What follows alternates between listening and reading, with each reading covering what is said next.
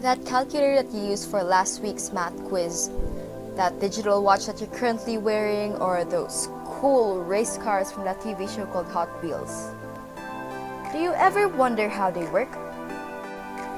To explain this further, in this video, we are going to talk about electrochemistry deals with the chemical changes produced by electric current and with the production of electricity by chemical reactions.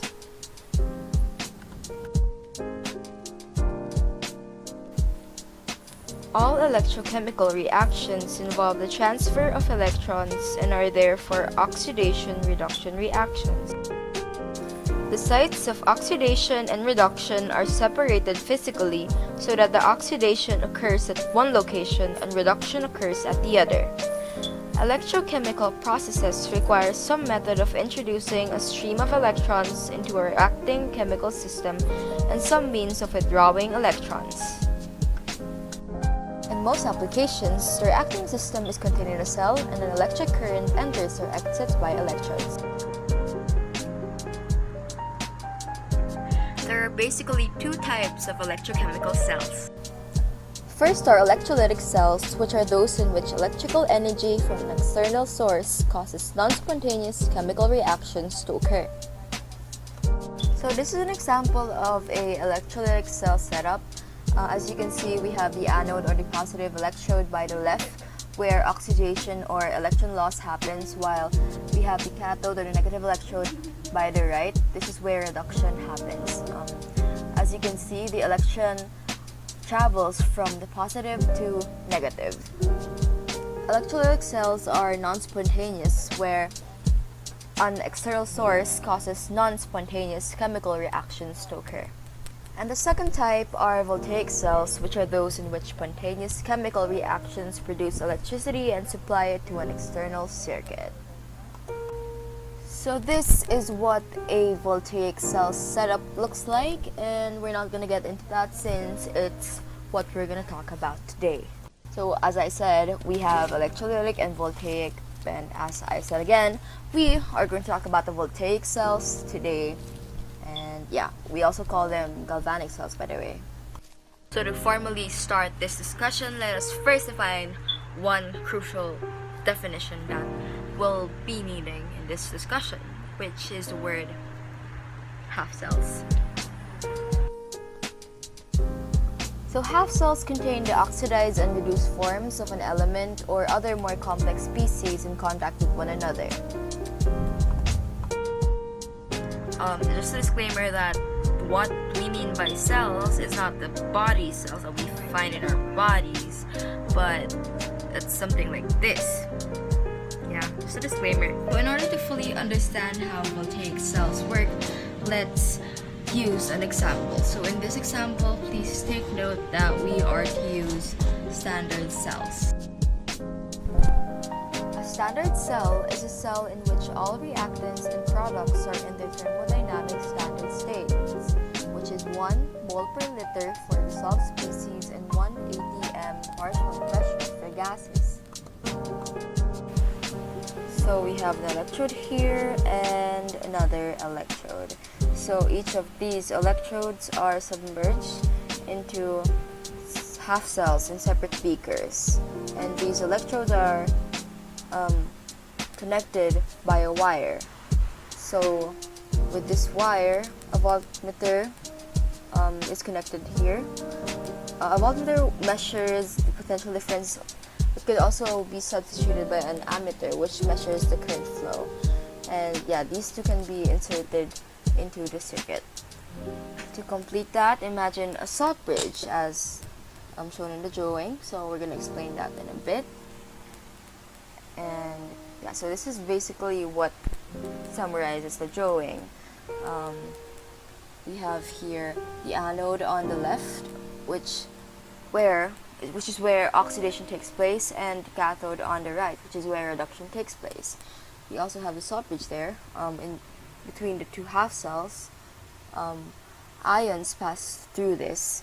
A salt bridge can be any medium through which ions can slowly pass. A salt bridge can be made by bending a piece of glass tubing into the shape of a U, filling it with hot saturated salt or 5% agar solution and then allowing it to cool. So we also have the wire as explained a while ago, and the load is actually the ammeter or the voltmeter as we explained a while. Oh, by the way, for the functions of the salt bridge, it allows electrical contact between the two solutions, it prevents mixing of the electrode solutions, and it maintains the electrical neutrality in each half cell as ions flow into and out of the salt bridge. So to further understand this, we are going to use the sample of the copper and zinc cell. So here are the observations from the zinc and copper cell. So first is that its initial voltage is 1.1 volts. Second, it's the mass of the zinc electrode decreases. The concentration of Zn2 plus, on the other hand, increases in the solution around the zinc electrode as the cell operates. And third, the mass of the copper electrode increases. The concentration of Cu2 plus decreases in the solution around the electrode as the cell operates. So here we have a standard cell made up of two half cells, one a strip of metallic copper immersed in 1 mole per liter of copper 2 sulfate solution, and the other a strip of zinc immersed in 1 mole per liter zinc sulfate solution. So this cell is called the Daniell cell. So here we have zinc as the anode and copper as the cathode. As you can see, the electrons travel from the anode to the cathode, which is negative to positive. We also have the salt bridge which is the U-shaped tube between the two half cells. So ions pass through this to sort of stabilize the reaction that's happening here. So the zinc electrode loses mass. This was because some Zn metal was oxidized, which means that it lost electrons and became Zn2 plus, which go into the solution. On the other hand, the Cu2 plus ions are reduced to Cu metal, thus its mass increases. So the concentration of Zn2 plus also increases in the solution around the zinc electrode as the cell operates, while the concentration of Cu2 plus decreases. Again, copper will be the element reduced, while zinc will be oxidized. To be oxidized means to lose electrons. Electrons are negative, so losing electrons means losing the negative, which means receiving the positive. The first thing that you would want to do when given a setup like this is to identify which one is the cathode and which one is the anode. So in order to be able to understand the concept behind this, we have to first learn about the definitions. The cathode is the electrode at which reduction occurs as electrons are gained by some species. The anode, on the other hand, is the electrode at which oxidation occurs as electrons are lost by some species. So also remember red cat, which states that reduction occurs in the cation, leaving oxidation happening in an ion, and oil rig, that oxidation is loss of electrons while reduction is gain of electrons. So in order to identify which one's the anion and the cation, we have to refer to what we call the activity series. So yeah, refer to this. So pause this video and write down the list on a sheet of paper. So disclaimer that the list was actually cut into two because of the lack of space, but then it's actually connected and will form one long line. So the higher the position of the element in the list, the easier for it to become oxidized. The more reactive it is and the higher its strength as a reducing agent.